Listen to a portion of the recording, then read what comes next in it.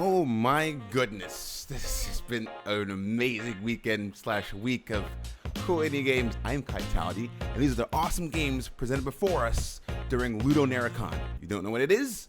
I didn't know either until last weekend. Apparently, April 24th to April 27th, LudoNarraCon celebrates narrative indie games for the weekend. And it was fantastic because there's so many games that I have been familiar with that I followed. Yes, I do stalk developers on Instagram and Twitter. I always do it. I'm proud of it. And I found other games that I'm like, whoa, this is freaking fantastic. Great game. In different ways too. And you think all narrative games were pretty similar. In a way they kind of were, but they have really distinct designs and little small things that make them so beautiful. Before I get into it, shout out to Luna and the Shadow Dust and a few other games over there. I'm not sure if the page is still up there on Steam. I just found this. All my games I played this week, and I put them in a little collection called LudoNarraCon. And just a heads up, these are the games I actually checked out and played a little bit of, or just at least seen the video of, and I enjoyed it. The games are free to play for demos, but they're very limited demos in of themselves. Like one is 1 hour long, but you can play up until like 3 or 4 more days you have to play till from the recording of this video. So get on it right now if you want to play these games. They're fantastic. They are worth it. You'll love it, and you'll love me too. I love you. So the first one I played was Welcome to Elk. This one was okay. I liked it. One thing I liked about it the most was the funny, like the way they walked, the way the characters walked, and the very childish and very playful art design of the game. It's like you were watching a Saturday morning cartoon on Nickelodeon. It was pretty funny to see how it moved around. The narrative was okay. It didn't really pull me in too much. I just love the design of the game so much that I kept continuing to play it. I did appreciate this though. I did appreciate the character. I think his name was Frick. They kept calling him Frig or Frog or all these really weird names because, you know, she's new.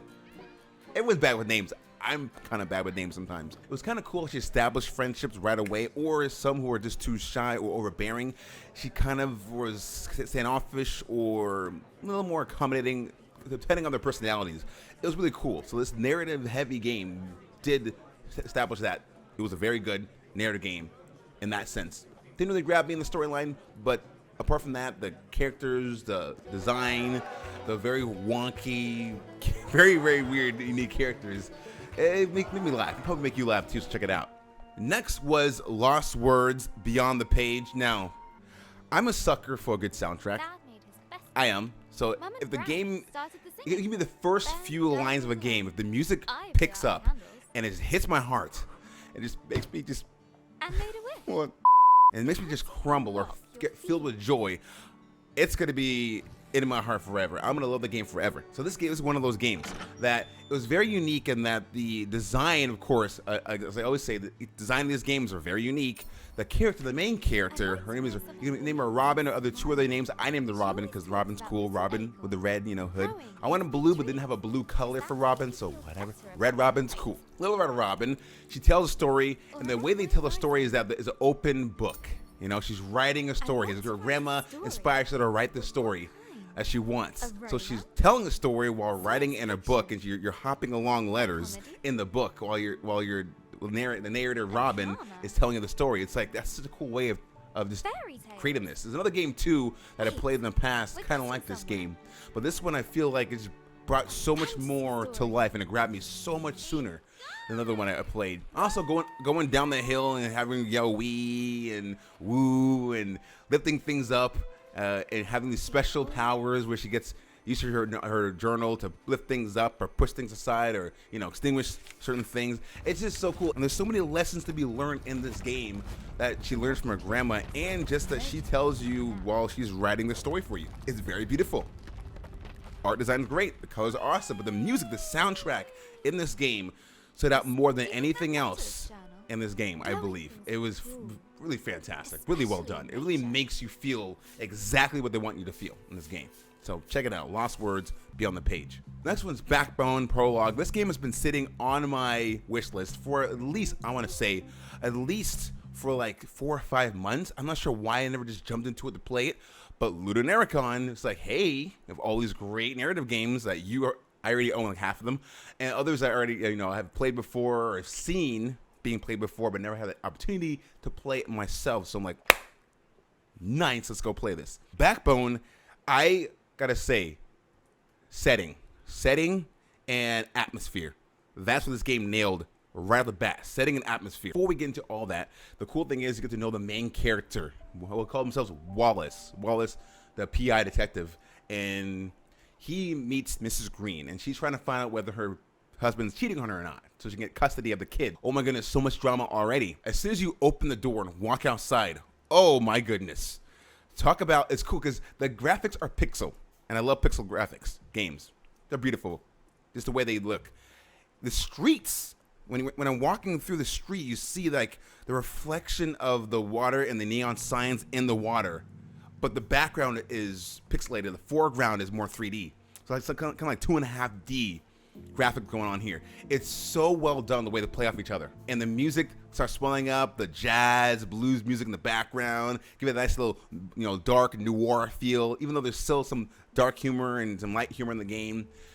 And going on the beat as a PI I think it'd be so much fun because I did a lot of things. I snuck into nightclubs, I hit up certain contacts who were kind of unsavory, but they helped me out anyways. I don't put them in jail, they help me out. It's just the twists and turns in this game, the prologue alone is enough for me to say, yes, I will buy this game and I will play it day one. But I gotta say, the one thing it nailed, man, atmosphere and setting. And the one thing that I just really loved to death, it was when you walk into the bar or into the nightclub, the bite, right? Have to get to the bite because they're animals. A lot of good puns in this game, by the way. A lot of cool hidden puns. Is that when you go into the bite, I'm having conversations with different people trying to find out where Mr. Green is, and you hear in the background this lady singing. Original written song, by the way, in the game. Anyone who put this together, you are fantastic. I love the music. And the song starts swelling, starts singing this jazzy tune. It's like, I had to stop and listen to it for a little bit, hear the words, and then keep going on with my conversations in the club. My God, it was nice. So yes, Backbone, Prologue, play it. I'm sure it'll be available long after LudoNarraCon's, 4 to 5 day period demos, limited demos are done, but get on this right now. It's a really good game. So beautiful. Next one, Genesis Noir. Genesis Noir, another noir type game, but this game nailed it. Nailed it. I mean, music was one thing because I love jazz music. I played the saxophone for 11 years, so I am in love with jazz and blues and anything big band and bossa, any kind of thing like that. And that's what the game had. Improvisation was the first word you see in the game. And you're walking along, and it's so simple though. The graphics are simple, but the game is so complex because it's just a thing. It's black, white, yellow. That's the colors of the game. That's it. But the way it's used is fantastic because first you're walking along 2D, at an angle, but then you're walking along 2D flat across the screen when you see the character. Then you're walking along the cosmos while underneath is all these cars, and pretty much you're walking above the streets and the freeways and the highways. So cool. So the game then puts you into a comic book scenario, like you're on panels of a comic book. And there's different perspectives. That's one that really appreciated.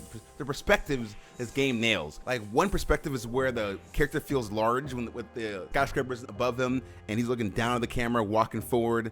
Another one where he feels kind of smaller, where he's walking in the streets on top of the buildings, where there's big skyscrapers everywhere in the streets and lights, and you hear the bustling and rustling of the city. Very nicely done. Of course, all while being soothed in your eardrums by the sounds of big band jazz. Oh, so nice. Another cool thing is that these panels are very interactive. You can pull along the train car to go to the next scene, and the scene expands to the next scene, and then goes to the next scene. And they have this really cool jam session with this like stranger at the train station where he's playing the upright bass that you're hearing from the beginning of the game till that point. And you have the saxophone in your hand. I love the saxophone. And you guys have like a back and forth jazz jam session. It's the coolest thing ever. I was like just like sitting there like, just It's fun. It's great. I didn't know what this game was really. All I saw was the first trailer, and I just saw some screenshots. But now I know that this game is so much more than just like, all of this game was like a detective trying to solve a mystery. No, this game it does so much without saying one word, and that's powerful. If a game can show you a lot of things, make you feel a lot of things without saying one damn word, it is pretty damn good. Genesis Noir, play it now. Like I said, it's like 3 or so days you have available to play it. jump on it right now. And last but certainly not least, my favorite game, and my number one narrative game, I didn't know it was, but now I know. My number one narrative game for indie games I want to play this year, it's coming out this summer, Paradise Killer. This game, what can I say about this game? I've been gushing about this game ever since I played it last night, and anywhere I can tell people to just go and play this game, you gotta go and play this game right now. Before I even tell you about this game, how cool it is, or what I liked about the game, play this game. You have 3 days.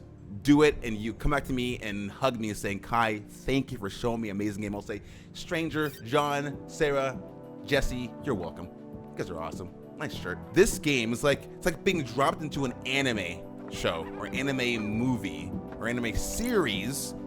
It has really cool characters, really poetically unique dialogue.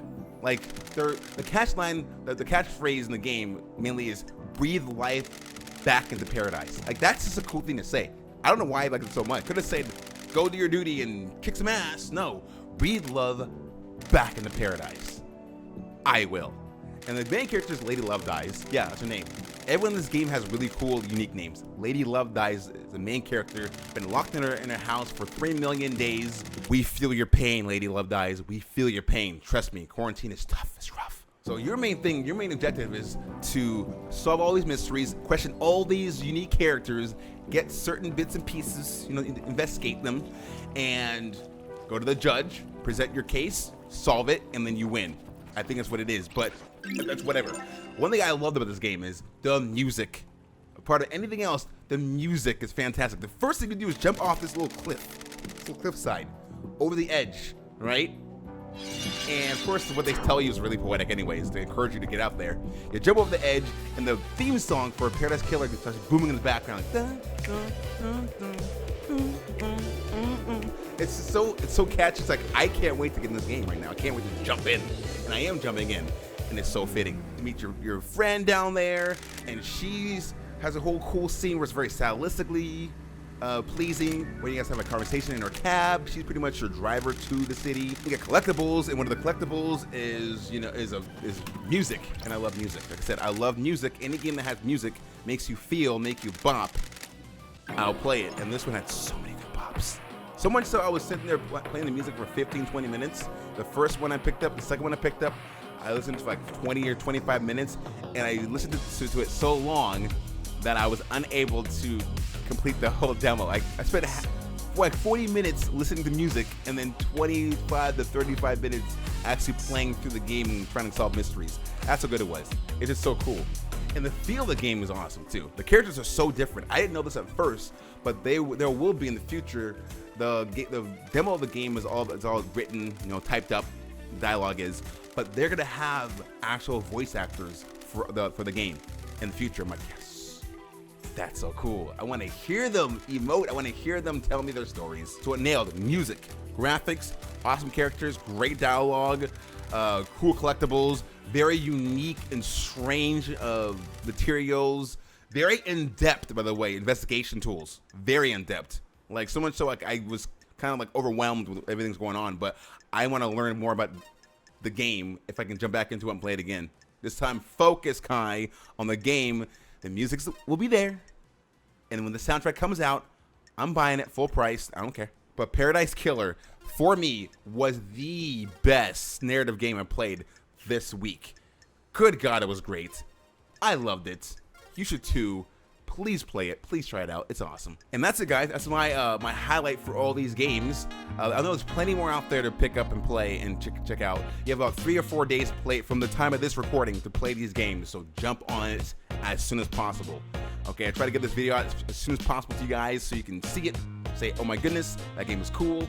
Kai is he's a cool guy, and I will play what Kai tell me to play because he's a good guy. And let me know if any other games during LudoNarraCon I need to check out or put on my wish list, guys, because I'm down. I'm down to put these games on my wish list and play them later on, or as soon as they come out for the demo. I would love to. There's so many games, like 20 plus games, 30 plus games out there for LudoNarraCon that enjoy. Just try as many as you can, enjoy as many as you can, and let me know how you thought about it. Also, guys, I do stream on Twitch.tv/Kaitality right down there. Be sure to check it out. I play nothing but indie games all day, all the time. We're currently finishing off Ita, playing a little bit more Filaments, trying to finish off Shovel Knight and a bunch of other games. Plus, in May is Month of Mayhem. All horror games, indie games, and mixture of little AAA titles all month long to scare the crap out of me and to challenge me, both mentally and rage-worthy. Does that make sense? Makes sense. I'm Kaitality, guys, here on YouTube. I will see you guys later in the next video. Keeping awesome. Peace out.